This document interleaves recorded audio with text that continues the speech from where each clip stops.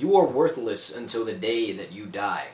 Now, some people might say this is a bleak and cynical way to look at life, but really this is just a challenge to the human mind and the societal mind, the mass mind of humans. I've been noticing something that probably a lot of you have noticed, but just won't consciously speak up about or even consciously know. It's just sitting in your mind, but you don't really pay attention to. What do I mean by this quote? Is someone literally worthless? No. Everything is based off of perception and circumstances. So, in the eyes of everyone, you truly are worth nothing. You will never be appreciated to your full potential until you are gone forever, because nothing in this world is of significant value until it's gone. Now, I made a video similar to this topic called Why Girls Like Assholes, saying how humans desire the unattainable. Now, that was about relationships and how reverse psychology works and what it means to work for something, to value something. But this is more about the in-depth feel to it. A lot of people may say, oh well, if you just appreciate something for what it is, once it's gone you won't feel guilty. You know, we've all had a loved one that is gone, you know, and it takes a while for you to really comprehend and really register what just happened when you lose someone that you love permanently through death. Everyone has to go through it. We all know this. We all know that our mothers and our fathers are going to die, no matter how attached we are. And it's like there's never a moment where we can be prepared for this, no matter what.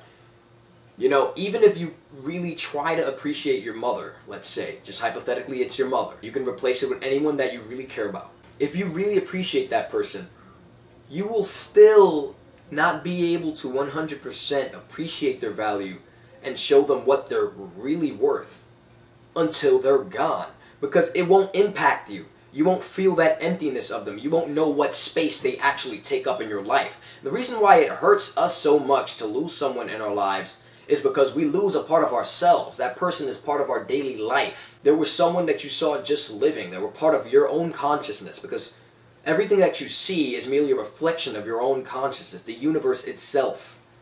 So imagine losing someone. You're losing a part of yourself because you're not going to be seeing that person anymore. And honestly, I don't even fear death. I feel like death is a privilege. It is something that is liberating from the suffering of the world. Now, does that mean I'm suicidal? No, not at all.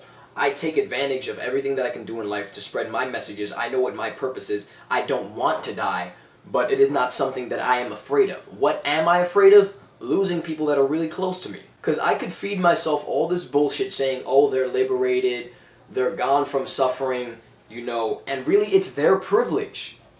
It's honestly a good thing for someone to finally be resting in peace. A good example, Nelson Mandela, someone who suffered all his life fighting for his people, finally resting in peace. But you know what? His family is still going to mourn his death, because that selfish desire to have that someone in our lives forever will always be there. It's a pretty selfish thought to want someone to live forever in your life and want to die before them and to always have them around. It's a pretty selfish thought, but it's just something that we have to accept. We have to accept that we cannot truly appreciate them the way they need to be appreciated, the way they truly deserve, the way they really hold value in our lives. All we can do is try.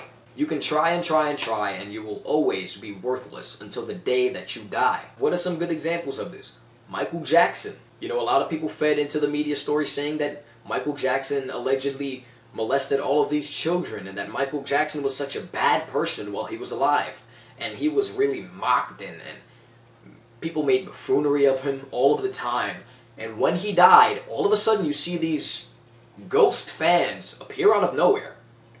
And it's funny how he became even more of a billionaire than he already was when he was dead. You know, death sells, really. I mean, look on the news. How many of you cared about Trayvon Martin before he died? Now, of course you might argue, oh, well, I didn't even know Trayvon Martin. Now look at someone close to you, like family, friends. You know, we can't respect them 24/7. There's times where we have arguments and such. We could always have this philosophy saying, treat people as if it were the last second that they were going to breathe and live life as if it were your last second. But it's like we cannot get into that moment. There will always be bad moments. And it would be a pretty fucked up coincidence if you got into an argument with your friend and then 5 seconds later he gets hit by a car. Death comes so unexpectedly and it hurts like a bitch. Not to the person dying, to the people around the person dying. You know, this is a pretty cynical video, I'm not going to lie to you, but it's something that we should be aware of. I believe that there's 3 key things to being successful in life and to understanding life. There's awareness, there's honesty, and there's adaptation. You have to be aware of the things around you like this. You have to be honest about yourself. Did I really value that person before they died the way they should have been valued? Could I have really? Probably not. I didn't really know what effect this person had on me until they were gone forever. Then you have to adapt around this. How can you better yourself through this experience? And all of this is just a cycle.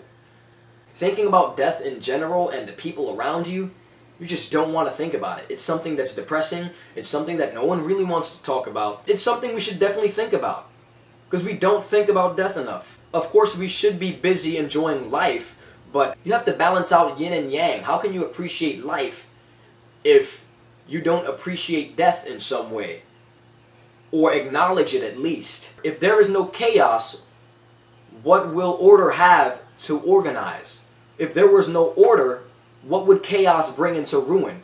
You always have to have that balance in your life. And people don't realize this. You can't be full of negativity and you can't be full of positivity. You have to be balanced. And really, when you think about death, this allows you to appreciate life more, to appreciate the people around you more. Even if it's not to their entire value, you're still appreciating them more, and you'll feel more happy to have those people around you. I guarantee you after this video, you're going to see your friends outside, and you might do the same thing, or you might even appreciate them more. You might even have a good time. Because when you think about negative shit, once you see positive shit, it's like a fucking holy grail to you. Hope you guys enjoyed this. This is one of my serious videos. I haven't done a philosophical thing in a long time. So yeah, this wasn't funny, but I'm pretty sure you learned a new perspective on something. Happy holidays, everybody.